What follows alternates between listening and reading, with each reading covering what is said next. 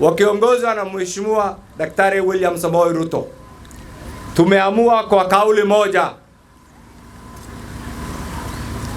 tumtambue, tumpigie kura, tumsaidie Mheshimiwa Mhandisi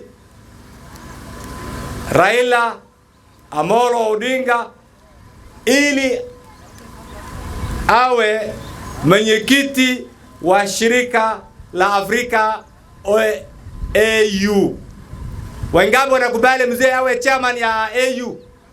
Wangapi wanakubali megao goldo Raila ene laga dega chairman ya AU? Kana korta arrel radan wogala sobo. Khair Allah insiya. Odiga hade sigotina subahanya ogaad odiga soo garaysi sobo muddo dheer yaa soo dadaalay. Meeshida waxaan rabnaa saldhig kale inaad iska hagaajiya si nin kastaba asagana waa garanaysiina shaqo weyn buu ku qaban karaa. Marka annaka hadaad aragtiin maxay siyaasadda waxay ku tusi isbedel ka dhici kara waqti kasta. Daraadba asaga iyo waxay israacay madaxweynaha waxa loo tagay odigii Yoweri Museveni, Yoweri Kaguta Museveni yaa loo tagay maandhood. Waa maqasheen aan u malayn shirar badan oo kale waa socdaan.